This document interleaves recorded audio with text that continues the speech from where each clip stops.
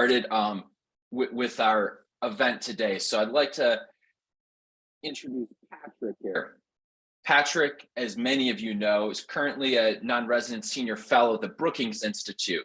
Before that, he's been a international development professional with deep experience in global health, education, humanitarian response, and building resilient communities. He has served in senior positions in both the public and nonprofit sectors, including as the CEO of FHI 360, one of USAID's preeminent diversified global development nonprofits, and as the vice president for compact operations at the Millennium Development Corporation. A retired member of the Career Foreign Service, Fine served as the senior deputy assistant administrator in the Africa Bureau and mission director in Afghanistan at USAID. He is a frequent speaker and writer on international and human development. For those interested, we will have a Q&A session on here. Please add your any questions you have in the Q&A. You're able to vote those up or down. We'll definitely get to those towards the end. With that, I'd like to turn it over to Patrick for the first question and to open us up by sharing his thoughts on what's your assessment of USAID's current localization policy, and getting into some of the points that you made in the paper, which I think the interesting header that you have here is that it is not local organizations that lack the capacity to work with USAID. Instead, it is USAID that lacks the capacity in its operating systems and organizational culture to work with local organizations, which is very interesting. So Patrick, I'll turn it over to you to start sharing your thoughts. Thanks. Thank you, Mike. And greetings to everybody. It is great to be with you and to talk about a subject that is, I know, important to us, both from a philosophical point of view. I think most of us who have worked in the field as development professionals have intuitive understanding of the importance of ownership and how working with local organizations, having true partnerships is the key to that ownership. So from that perspective, but also from a business perspective, what does it mean for our organizations?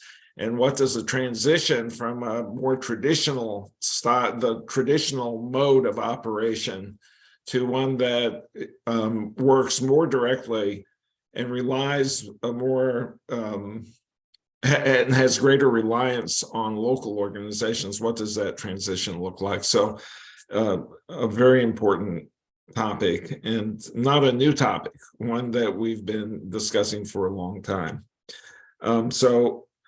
Let me start by saying, in terms of looking at USAID's current localization policy, I think that it's a positive effort. It describes a good intent on the part of the US government and USAID to follow through and build on past efforts like the Journey to Self-Reliance during Mark Green, during the Trump administration, or local solutions during the Obama administration. It builds on those and tries to take forward the idea of the US government through USAID working more directly with local organizations in order to achieve the objectives of our foreign policy and foreign assistance objectives. That said, it's aspirational, and in order to turn that aspiration into reality, I think there are a few specific things that the policy and the practice need to address that haven't been a prominent enough part of the conversation up to now. So let me touch on 3 points that I think are important to really operationalize the policy. So we know that USAID has this intent I believe it's a sincere intent on the part of the organization and most of its officers. But translating that intent into action has proved extremely difficult, as we know, because there have been, very concerted efforts since at least 2010 to increase the number of local partners, to diversify the number of local partners. And yet, if you look at you just look at where the awards are going this year and last year, the awards continue to go to international partners. I think that's even increased during this administration from where it was in previous years. So it isn't achieving that objective in a measurable way. And I think that there are three things that need to be taken into account in order to operationalize the policy and make more progress. First is how versus what. So up to now, the conversation has focused a lot on the how. How do we work with local organizations? How do we make, this will imply lots of smaller grants to organizations that don't have the same institutional infrastructure as our big traditional partners. So how do we do that? How do we hire more contracting officers? How do we adjust our acquisition and assistance instruments to be able to bring in these new partners? So there's been a lot of focus on the how and on internal systems around the how. How do we get people to be willing to take more risk? Well, let's come out with a new risk appetite statement. How do we frame localization so that missions will embrace this? Well, we'll come out with a new policy statement on localization. So there's been a lot of focus on the how, but almost no focus on the what. And what are we actually trying to do? So from my point of view, there's too much focus on how and not enough on what are we localizing. And by that, I mean, the question USAID should be asking is not how do we move more money through local organizations, but what do we want to fund local organizations to do? And that's a very different point of entry into the conversation. If we're not talking about how do we fit local organizations into our way of doing business, and instead ask the question of how do we do business with local organizations to do what to support what they are doing, that puts the focus on programs. What kind of programs are we going to fund that local organizations are best suited to do? What does that mean in terms of our program design and the types of activities that we fund? Part of this is what I see as a fundamental mistake in the way that this conversation plays out, in which there is this implicit assumption that INGOs and local NGOs are interchangeable, that it's a question of, we have these country strategic plans, and we have implementing partners to achieve the objectives in those plans. And right now we're using mostly international organizations to do that. And we just need to swap those out for local organizations, as if the two types of organizations are interchangeable widgets, but they're not. They're different in character. They're different in institutional size and infrastructure. They're fundamentally different. So they're not just interchangeable. which again brings you back to, you can't just interchange them. You have to rethink, what is it? What kind of activities are you going to finance? And what is your approach to development going to be? Is it going to be to achieve your objectives? Or is it going to be to support local organizations to achieve their objectives? And I think until USAID rethinks the content of its programs, which means rethinking country strategies, rethinking strategic objectives, rethinking the specific results, it's like result frameworks, it's not going to be able to achieve its localization objectives in a sustainable way. It may have, a country that does well for a period of time, but it's not going to have an institutionalized systemic approach that allows it to sustain across administrations. So not just during the Biden administration, but really to change the way USAID does business so that it can be sustained across administrations. That's going to require a lot more focus on the what. What are we using our funding to do?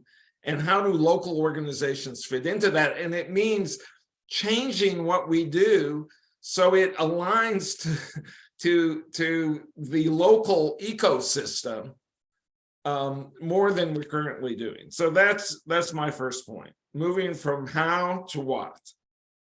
And I really wish that would become an important part of the conversation. The second point, and that, talking about the what, it takes us to a second point, which is the issue of managing and mitigating risks.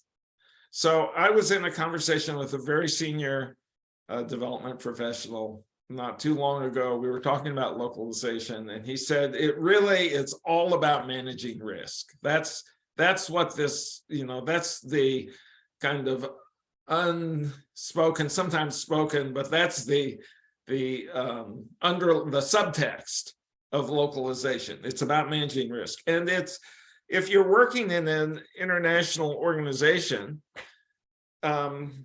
you understand that USAID uses INGOs to manage compliance, financial, and reputational risk. It outsources risk management to its international partners they've got the financial wherewithal to cover questioned and unallowable costs. They've got the financial and heft, the institutional heft to address reputational issues that arise, and to enforce compliance. And they've developed really elaborate compliance and internal audit functions within their organizations in order to manage risk on behalf of USAID. In a way, one of the most important parts of the value proposition of an INGO is that risk management and mitigation function. And it's not always explicitly recognized, but it is a huge part of the value proposition of an international NGO. Most local organizations, they're not tooled to play that role. They haven't spent 2 decades building up internal audit and compliance functions. They don't have a cadre of people who are expert in that. They themselves are not experts in the arcane complexities of USAID acquisition and assistance requirements. In fact, when I worked for USAID, I learned more about compliance and risk management from my international partners than I ever did from work from USAID, from training in USAID, or from interaction with my USAID colleagues. I learned it from interaction with my counterparts in the projects that I was managing. So local organizations really aren't fit for purpose, at least not right now, for that portion of the value proposition. And that's one of the reasons that you see a lot of pushback at the mission level from USAID officers, because they understand this, that those risks, if the international partner isn't managing them, and if the local partner isn't really fit for purpose, doesn't have the systems and the institutional infrastructure and the depth of financial resources to manage those risks, then it leaves the mission and the mission personnel, that office director or that project manager, terribly exposed. Again, it's something that is, I think, implicitly understood at a gut level by people who are in those positions, but it's not always expressed out loud. So in many cases, asking a local organization, again, this gets back to that idea of they're just interchangeable. You can just switch them out, but you can't. So asking a local organization to take on that risk management responsibility, that risks diverting them from their core mission. It risks weakening them and exposing them to real organizational risks if they're suddenly hit with millions of dollars or hundreds of thousands of dollars of question costs that aren't going to be reimbursed until they go through a long process to resolve to answer those questions and have those costs approved, that could sink them financially. So what it does, if we think of these organizations as just interchangeable, and you now load that risk management function onto organizations that aren't really built for that purpose, then you're diverting them from the purpose that they are built for, and you're weakening their value proposition. And I just let me caveat this all by saying I'm talking in generalities right now. So for sure, there are local organizations, and I know and have worked with some, that are perfectly capable of carrying out this risk management function. Right to Care in South Africa comes to mind as one right off the bat. But in general, when we're talking about local organizations, we're talking about more specialized, smaller organizations that are niche organizations in their country working on specific topics, and they have not spent years building up the kind of institutional infrastructure, capacity, staffing, and financial backing to manage this at scale, to manage risk for USAID at scale. So I just want to caveat, Mike, all these comments, they're general, and of course there are specific exceptions. So right now, the approach that I think USAID is taking, I hope there are USAID folks who can comment on this, who are listening, but what I see is that USAID's general approach through its localization strategy is to think in terms of, well, improving our internal risk management and mitigation capability, the missions or the operating units, risk management capability, and doing that through, better pre-award assessments and more internal audits and greater oversight from our project officers so we can identify and mitigate risks early. Those are all good things to do, but if that's going to be your approach, it's a losing proposition, because at the base, you're asking organizations to do things that they're not really built to do. And so again, you're degrading their value proposition to you as a local development organization by asking them to do something they're not really built to do, and then you're kind of constantly be in a reactive chasing mode, trying to run down problems. So while that's not an argument against having a robust risk management and mitigation function in USAID, and its operating units, that I don't think that will be a successful strategy for the large-scale, long-term implementation of a localization strategy. I think the solution, again, going back to my first point, it lies in designing programs and using instruments like contracting, grant instruments that do not carry as much risk. So instead of giving a local organization all of the risks that we give international organizations and expect them to manage, we need to have programs that are designed in such a way that we eliminate those risks at the outset.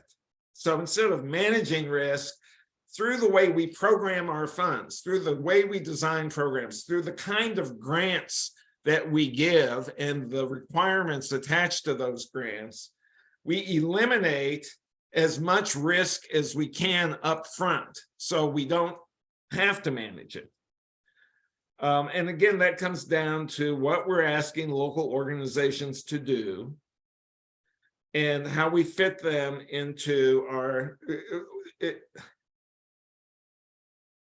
it comes down to asking them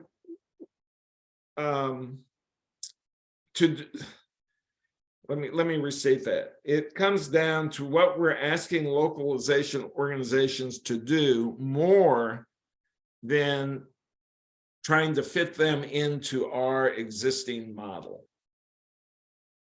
All right, and that leads to my third point, which is, I call it partners versus contractors.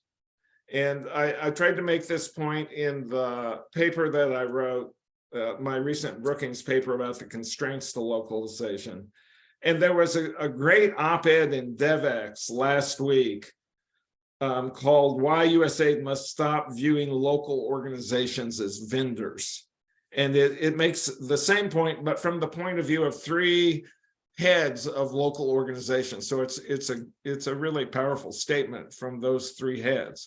But it's in the current operating model, USAID has implementing partners whose job is to implement the programs that USAID designs to achieve to implement or carry out a country strategy that is part of an overall embassy approved strategy and to achieve specific results. That's the US government operating framework.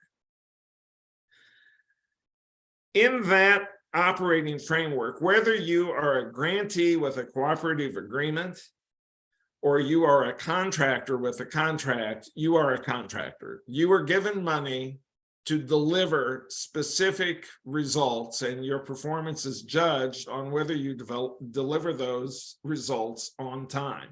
And USAID manages its cooperative agreements, which are an assistance or grant instrument, more or less just like it manages its contracts. And I know I'm talking to an audience of people who understand that and know that if you have a cooperative agreement, though there may be different compliance requirements to a contract, USAID is looking at you to deliver specific results to achieve a set of identified results that are part of a country strategy, or maybe could be a bureau strategy. So its implementing partners are really treated as contractors. I think for localization to be successful, that needs to be rethought, and it means a completely different mindset and a different organizational culture change to think of local organizations as partners, not as contractors. And if you think of them as partners, then you're going to use a different kind of instrument. You're not going to use a cooperative agreement. Or if you use a cooperative agreement, you're going to write it very differently than the ones that we have now. So that instead of asking the local organization, giving them money to do activities to achieve your results, USAID's results, USAID gives them money to achieve their results, the local organization's results. Now, of course, those results, USAID would fund organizations who are doing things that align with what USAID wants to see done. So an organization that is addressing gender-based violence. So USAID wants to reduce gender-based violence. It wants to see it decrease in a specific country. It sees it as a major issue that needs to be addressed. But instead of USAID having a result, it would essentially hiring or funding an organization to achieve that result, it would fund an organization that's working on gender-based violence to do what it does, not to achieve USAID's result. And that, not only is that a different mindset, it's a different way of operating. So, and you use different kinds of instruments. So for example, you would provide that organization with an institutional support grant. And an institutional support grant is either unrestricted or very lightly restricted funding. So you get past some, when you use that kind of instrument, you're not, they're not reporting on a line-by-line basis of how they spent the money. A lot of the financial and compliance requirements just go away with that kind of, or they're reduced with that kind of instrument because it's unrestricted funding. You're not measuring how much is going to overhead and how much is going to program. You're giving them unrestricted funding to carry out their mission, and you evaluate them on the basis of, well, how well are they operating as an organization and doing the things that they said they were going to do, as opposed to doing the things we've told them to do. So there is a big difference. And USAID can do that. It's within its current authorities. In the 90s, the USAID had a partnership, NGO partnership program. Some folks probably remember this during Brian Atwood's time, that gave institutional support grants in the 80s and 90s, institutional support grants to US PVOs, private voluntary organizations. It was a whole category of financing, like a window of financing, and it provided funding, part of which was unrestricted, to build up the capacity of the US PVO community to carry out development work. A lot of the current organizations that are major USAID implementing partners, the big traditional partners that have been working with USAID for decades, they started with those PVO grants where they got unrestricted funds to build their institutions. So USAID can do it. The instruments exist. I can remember as a young USAID officer providing institutional support grants to local organizations in Swaziland that had almost no reporting requirements. So that's what and that's an example of what I mean by designing programs and using instruments that eliminate risk up front rather than trying to manage it on the back end. So it requires a different way of working. It would require USAID as an organization to say, for this localization target, if it's 25%, we're going to approach it in a different way than we approach the programming of the funding, the 75% that we're still going to do through our traditional operating or our standard operating model. This 25%, we're going to develop a new modified operating model that's going to use new kinds of instruments. It's gonna fund local organizations to do what they do, not what we want them to do. And it's going to manage, not expect these local organizations to manage risk. And in part, we're going to design risk out of the process. Now that approach will resemble a much more closely a philanthropic approach to funding than the bilateral aid approach that USAID now has. So it would be taking essentially a foundation approach towards working with local organizations for that portion of the funds that you're going to earmark for local organizations. And here is a specific operational detail, which is USAID has set this target of 25% of its funding that it would like to see go to local organizations, but it hasn't actually earmarked the funds for that. It's just a target, and it's saying missions, help us meet this target. I guarantee you, having been a mission director in a couple of missions, I can guarantee you, if USAID said we're going to earmark, we're going to ring fence. Earmark may be a dirty word. We're going to ring fence 25% of the funding in fiscal year 23-24, fiscal year 24, next year. 25% of the funding is available for grants to local organizations, and missions can apply for that funding. You can compete for it. I guarantee they would have no problem expending those funds, because missions are competitive and they seek to get as many resources as they can get. So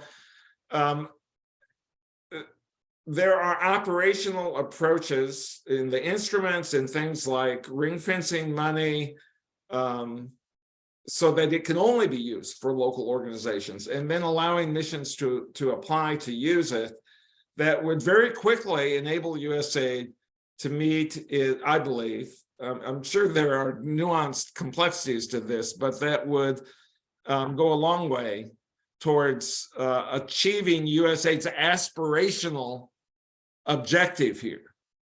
And then let me just make one final point. That if you think of 25% and 75%, the current targets, and you instituted this kind of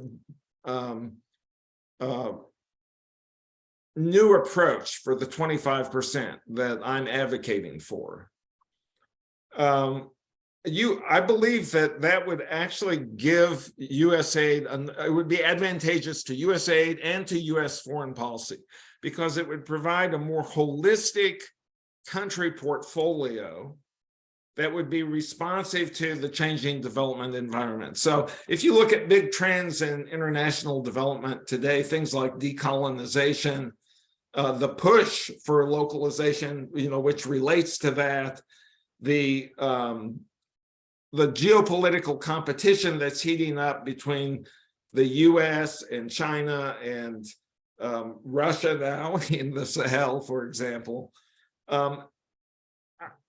Having a more balanced portfolio that had a portion of the funds, say 25%, going to more grassroots efforts through a kind of philanthropic model, and then 75%, which is more traditional, working with your national government counterpart on big national programs that are at scale. They're large national programs like pandemic control, or reforming the national education curriculum or something like that. You would just get a better balance that would, I think, fit better into the evolving ecosystem of international development, and would align better with the trends that are shaping how we and how the public in the countries we work in think about USAID's work. So let me stop there. Patrick, thank you very much. And I think even for those of us who know the industry very well, it is good to kind of get back to the first principles and think through, what is it? What is the grant? How are things operating here? I think my quick follow-up question, why isn't USAID doing this? You laid out these points, moving from how to localize to what is USAID localizing, discussing managing risk and thinking through, it's not necessarily a brand new contracting mechanism. It's something that USAID historically used. You see solutions there. The partners versus contractors. Do you think internally USAID staff are not seeing these as the main bottlenecks, are not aware of them? They see other solutions. Is it just not being, framed in this context? What are, on any of those points, why don't you think USAID is doing this right now? Yeah, well, I think that the folks at USAID who are working on this, like the localization working group and community of practice, I think that they are dedicated people who are problem solvers, who are approaching, they're in the heart of a bureaucracy, trying to figure out, and I think effectively coming up with solutions to move forward. So I think they deserve credit for things like revising the risk appetite policy and coming up with a localization policy and strategy that that has real substance to it. But I also think that when you're in the belly of the beast, when you're in the midst of a bureaucracy and you're trying to respond to the different pressures from many different parties, interested parties, where it's, it could be the general counsel's office, could be the contracting office, the finance management office, all the missions, that it is difficult. I know this from experience. It is difficult to kind of cut through the noise and the different interested stakeholders to some like simple, clear-cut solutions that you're now going to implement that by definition are going to break China. That it's going to make certain parties, certain constituencies within the organization uncomfortable. And it's pretty easy in a big organization where you've got to you're talking about a holistic approach that does affect contracting and financial management and the Office of Inspector General, and the bureau, the central bureaus, the regional bureaus, and then the central bureaus, that it's relatively easy for things to get blocked because you've got so many constituencies that you have to bring on board, and you really need to get somebody like the administrator or the deputy administrators to cut through a lot of that and to be willing to incur the anger, the pushback from the response from different parts of the organization to do things differently. So a lot of it has to do with change management. And then some of it is that it's easy for me, being outside of the organization, to visualize, come up with these ideas and say, well, just do it. It's a lot more difficult if you're in the organization, in part to see it, because you don't have the same visibility if you're in a specific rank, like you're an office director, you're the head of East Africa, or maybe you're you're on the localization task force. You're at a place in the hierarchy of the organization, of a giant organization, where you don't have the same visibility that somebody sitting outside may have to be able to make these kinds of recommendations. So my next question, then we'll get into the Q&A. Please add your questions in there, or just, I saw some organizations, introduce yourself, share us, especially if you're a local organization, what you do, where you operate, how to get in touch with you. But my next question, Patrick, is on entities. And in 2021, I was at the CIDC conference, and Administrator Samantha Power was speaking there. This was earlier on in her administration, and she brought up the example of what is localization. And she used an example of, it was a Konektid project in Moldova that was Konektid's contract run project. All local staff, COP was local, and the solutions were all locally designed. What's your take, or how do you frame thinking about, should localization, how fixated on what type of legal entity is actually signing the check and getting the funding, versus what is the local perspective of that is being incorporated in designing the project? So sort of that legal contract, should it, I mean, I guess at some point you have to, measure it based on where is the entity located, but there could be some gray area there. So how do you think about approaching what entity gets the funding versus who designs it, and what is the perspective that's designing the program? Yeah. So you're getting at, if I understand you correctly, you're getting at what is the definition of local? Is that right? Yeah, I'd say that's it, Patrick. Yeah, that's a better way to put it. So forever, I have been an advocate of I have spoken about how international organizations, and I ran one of the biggest ones, FHI 360, how it was essentially at the country level a local operation. I mean, we had 3,000 or we had 2,500 to 3,000 staff overseas, and of those 108 were expatriate. And of that 108, a portion of those were south-south kind of exchanges, where we had our country director in Zimbabwe was from Uganda, and our country director in South Africa was from the Congo, and our country director in Mali was from Cote d'Ivoire. So, which I saw as a real positive, having that kind of south-south cross-fertilization, I saw as one of the positive things that international organizations can do.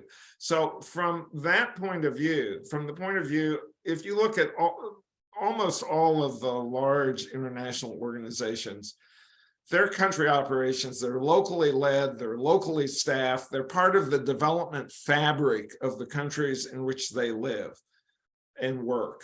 And that's one of, that's a great attribute of those organizations. And everyone I know, and I know most of them, they're very sincere and committed to that model, to local empowerment of their staff and building local leaders. And a lot of the leaders in development today are a lot of the leaders from low-income countries, from developing countries, working in development today are folks who came up through international organizations of one type or another. Most of them are, because that's where the opportunities for professional work and growth have been. But that, in my mind, doesn't speak to what we're talking about when we talk about localization.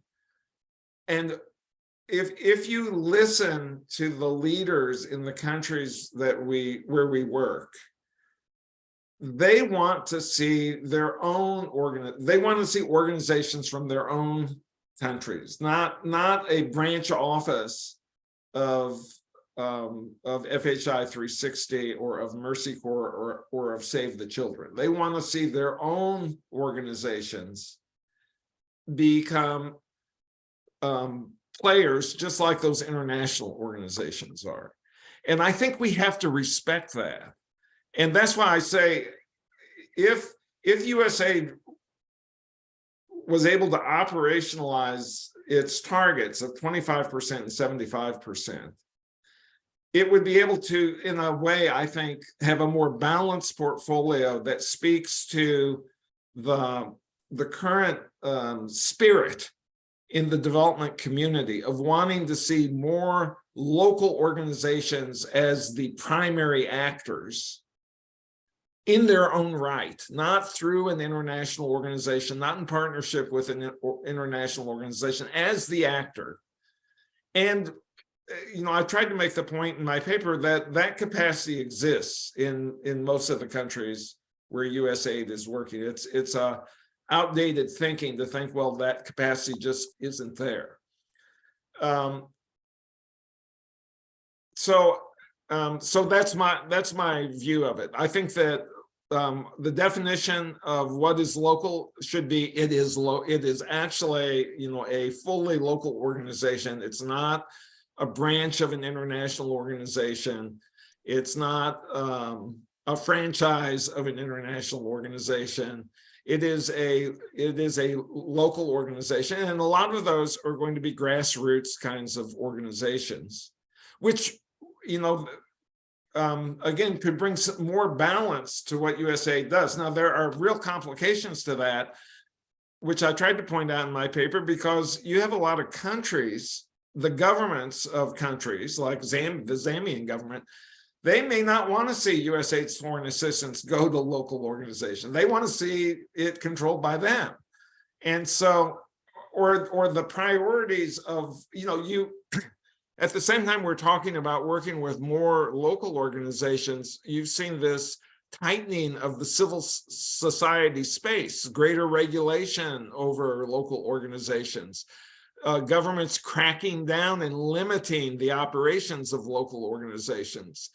And so definitely you will run into issues where a government may say, hey, gender-based violence is not our priority. We think there are much bigger fish to fry, and we want to use those funds for something else, not for a grant to an organization that does gender-based violence. So there would have to be a negotiation at the kind of ambassador and mission director and AA, the assistant administrator level, with your counterparts, your host country counterparts, around having part of the portfolio is going to be administered through this philanthropic approach, and that doesn't mean that the local counterparts are excluded from the decision making around those grant decisions, but it's different from the part that's run through as a bilateral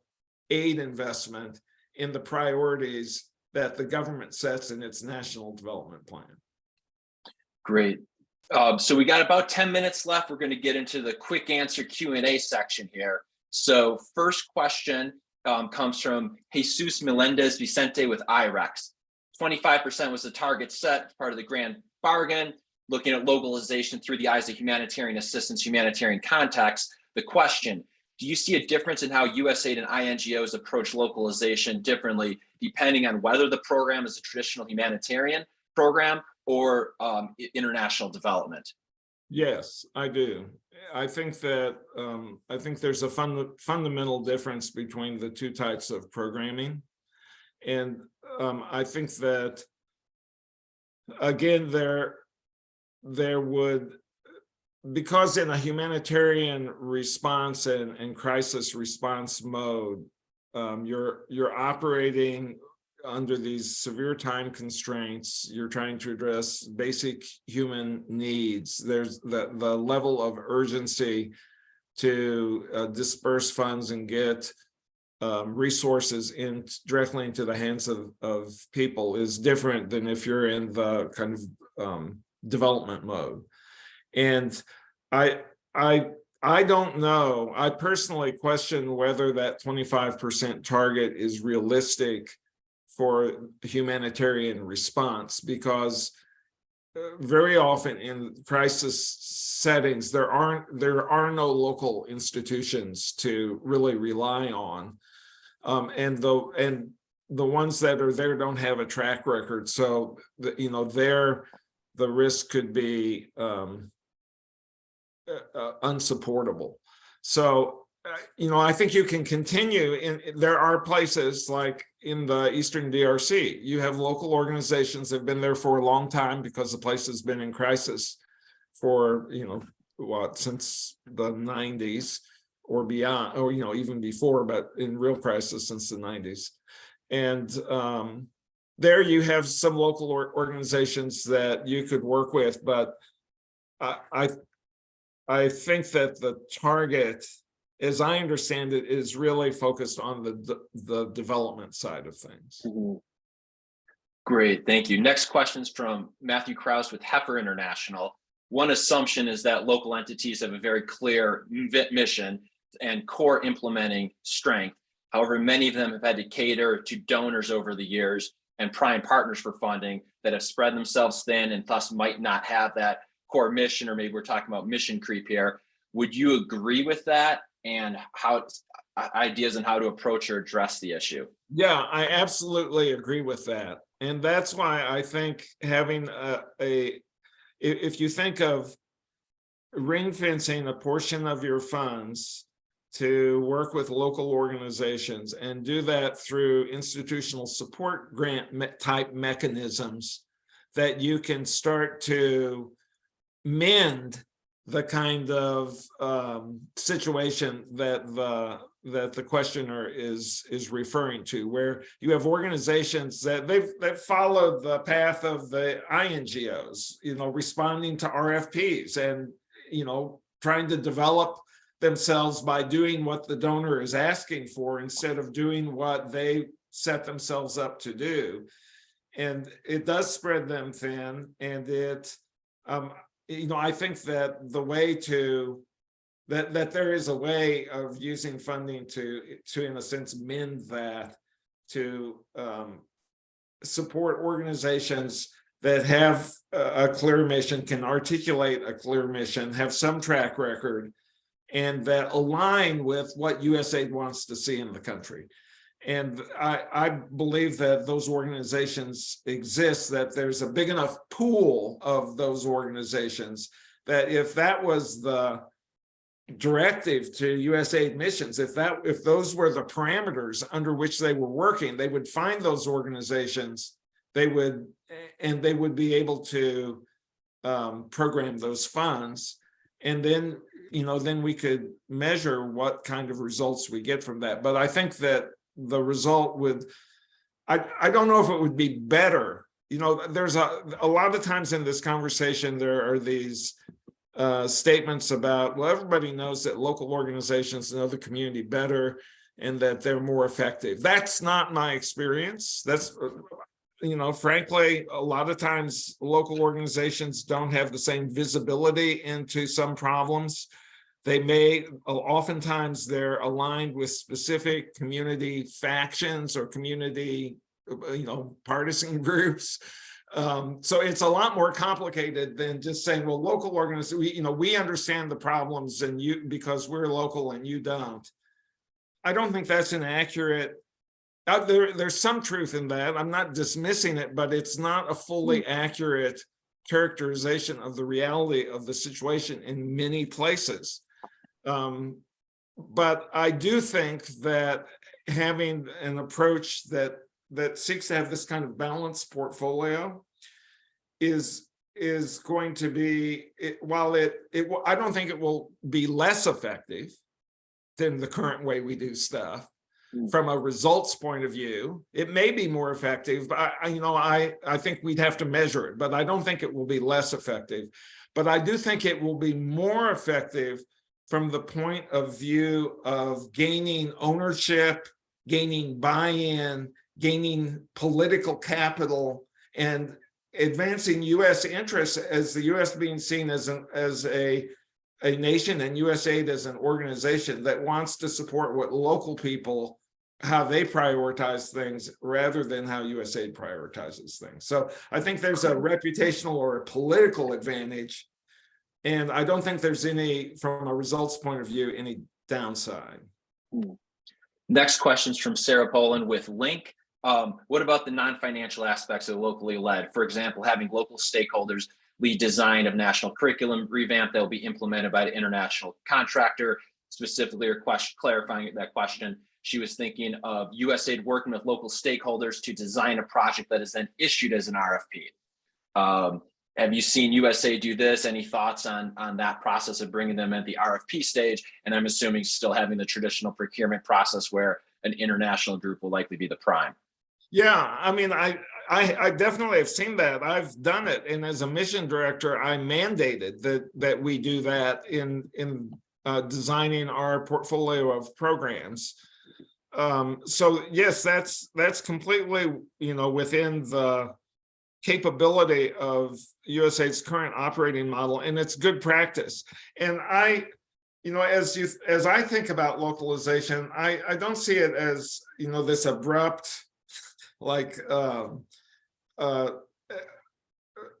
situation where you have the current operating model and suddenly you have, you know, a new operating model. I think that it will that there'll be many types of practices that are used to increase local ownership and buy-in. And, you know, some of those, like the ones that were just being described, those are practices that have been used and can be used in the current model, and they should be used. I think that, you know, what I'm saying is we can add to that you know, a more focused approach to working with local organizations that helps USAID quickly achieve its target and move the whole operating model to a new basis that is more diversified than it currently is, that creates more opportunities for local organizations than we're currently creating. But, you know, I've always been kind of a thousand flowers bloom kind of person. So I think that a realistic transition would have many kinds of practices being pursued simultaneously. And, you know, some will work better in one place than they do in another. And I just want to call out, there's a local organization, Bashir Kandande in Syria, who's sharing their contact information. And then Ring, I'm looking for in South Sudan, I'm looking for your organization's name, but there's a couple local partners sharing their experience and contact in there. Feel free to use that. Last question, 1 minute. This one's from Thomas Schmedding. Big Bet philanthropist foundations seem to generally be outpacing USAID on efforts to scale up their own locally led initiatives. Mackenzie Scott's commitment to unrestricted grants, MasterCard's Young Africa Works program. What are, in a minute, what are some lessons USAID can learn from philanthropic organizations or other donors that have successfully made the shift to a localized funding structure?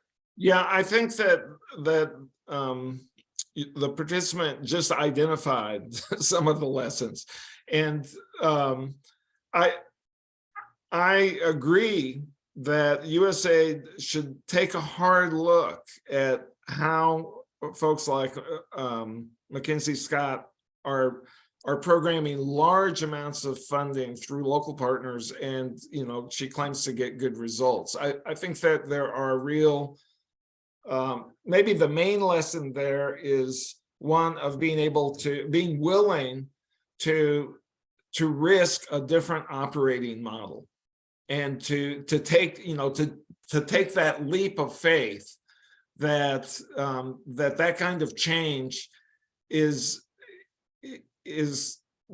not going to disadvantage you, and in the long run could pay real benefits in terms of results, and in terms of, from the US government point of view, in terms of advancing US interests.